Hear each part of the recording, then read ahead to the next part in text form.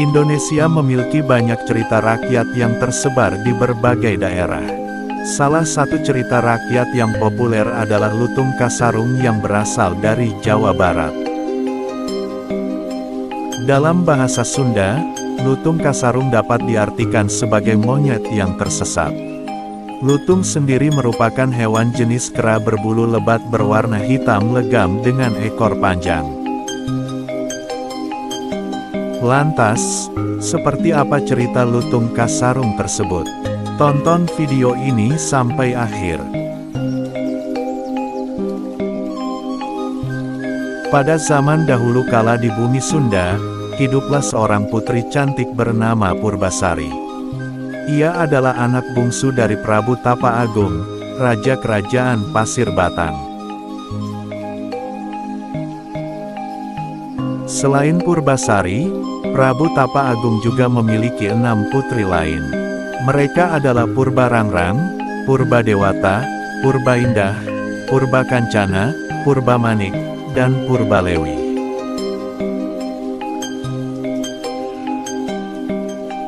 Dari ketujuh anak perempuan itu, Purbasari memang memiliki paras paling menawan. Dia bahkan dikaruniai hati yang baik, lembut, ramah, serta suka menolong.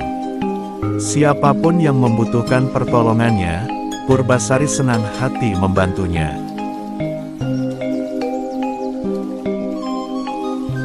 Namun sayangnya, sang kakak Purbararang memiliki sifat yang sebaliknya.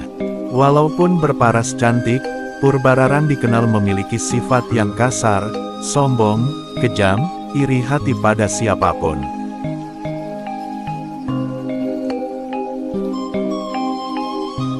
Setelah menjabat sebagai raja dalam waktu lama, Prabu Tapa Agung memilih untuk turun tahta. Sang raja tersebut pun memilih Purbasari untuk melanjutkan kepemimpinannya.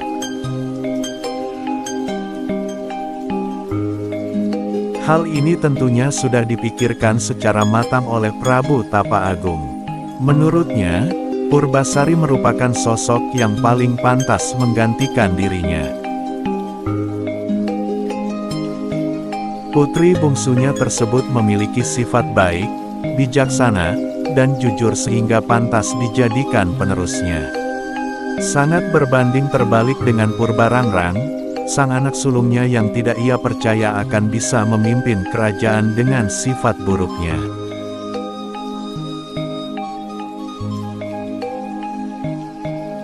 Di hadapan para petinggi kerajaan dan 6 putri lainnya, Prabu Tapa Agung pun menyerahkan tahta pada Purbasari.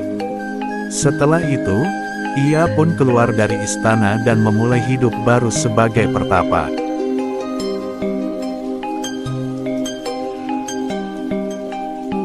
Purbararang pun marah karena tidak setuju tahta kerajaan Pasir Batang diberikan kepada adiknya, bukan untuk dirinya. Selang 1 hari sejak penobatan, Purbararang berencana mencelakai Purbasari. Ia menghubungi tunangannya, Indrajaya untuk meminta bantuan nenek sihir. Nenek sihir yang jahat kemudian memberikan boreh, atau zat berwarna hitam yang dibuat dari tumbuhan kepada Purbararang. Semburkan boreh ini ke wajah dan seluruh tubuh Purbasari, ujar nenek sihir pada Purbararang. Purbararang langsung melaksanakan pesan dari si nenek sihir. Boreh tersebut disemburkan ke wajah dan seluruh tubuh Purbasari. Akibatnya di seluruh tubuh Purbasari muncul bercak hitam yang mengerikan.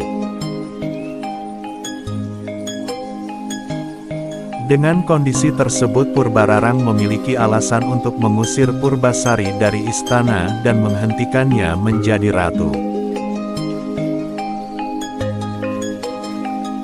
Orang yang dikutuk hingga memiliki penyakit mengerikan ini tidak pantas menjadi ratu kerajaan Pasir Batang. Sudah seharusnya dia diasingkan ke hutan agar penyakitnya tidak menular, perintah Purbararang.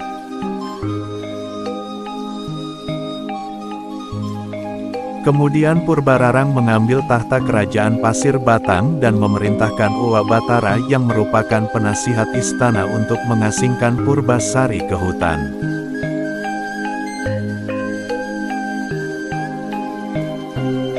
Purbasari pun hidup sendiri di tengah hutan.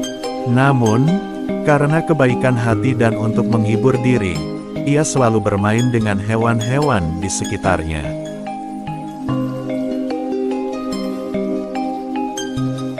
Salah satunya yaitu kera berbulu hitam misterius. Purbasari menamai kera itu Lutung Kasarung. Pada suatu malam bulan purnama, Lutung Kasarung pergi ke suatu tempat untuk bersemedi. Ia meminta kepada Tuhan untuk menyembuhkan penyakit Purbasari. Tak disangka, doa tulus Lutung Kasarung dikabulkan.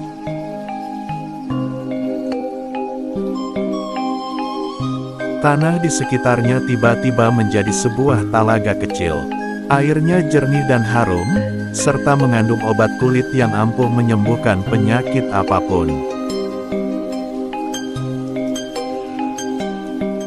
Paginya, atas ajakan Lutung Kasarung, Purbasari melihat talaga tersebut. Ia pun menceburkan diri ke dalam telaga itu. Secara ajaib, kulitnya kembali bersih, halus, dan menawan seperti semula.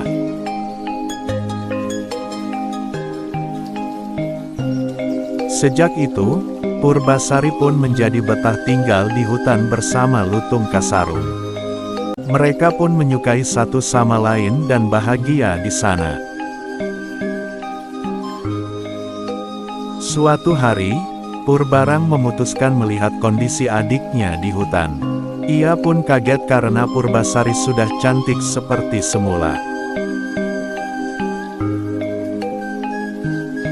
Dengan sombongnya, ia menyebut seorang ratu harus memiliki suami yang tampan. Kala itu, Purbarang sudah memiliki seorang calon suami. Purbasari yang bingung secara spontan menarik tangan Lutung Kasarung. Jadi monyet itu tunanganmu? Mana ada ratu punya suami seekor monyet? Kata Purbarang sembari tertawa lepas.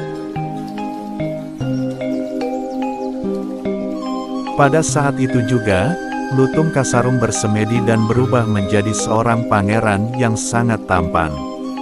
Purbarang pun kemudian mengakui kesalahannya dan memohon maaf pada adiknya serta memohon agar tidak dihukum.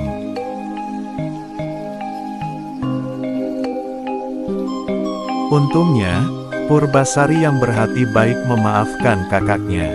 Setelah itu, mereka semua kembali ke istana dan Purbasari pun kembali menjadi ratu. Kali ini, ia ditemani oleh seorang pangeran tampan. Dari cerita rakyat ini, ada beberapa pesan moral yang bisa diambil. Beberapa di antaranya adalah: rasa iri, dengki, dan keserakahan itu tidaklah baik untuk dipelihara dalam diri. Kelak, kedua sifat tersebut akan membuat kita terjerumus dalam ketidakbahagiaan dan penyesalan. Jangan suka merendahkan orang lain. Jadilah jujur dan baik pada siapapun, maka kelak kita akan menerima banyak bantuan dan kebaikan pula dari sifat tersebut. Kebaikan dan kebenaran akan menjadi pemenang dan membawa akhir yang indah. Terima kasih sudah menonton video ini. Jangan lupa subscribe, like, dan aktifkan lonceng notifikasinya.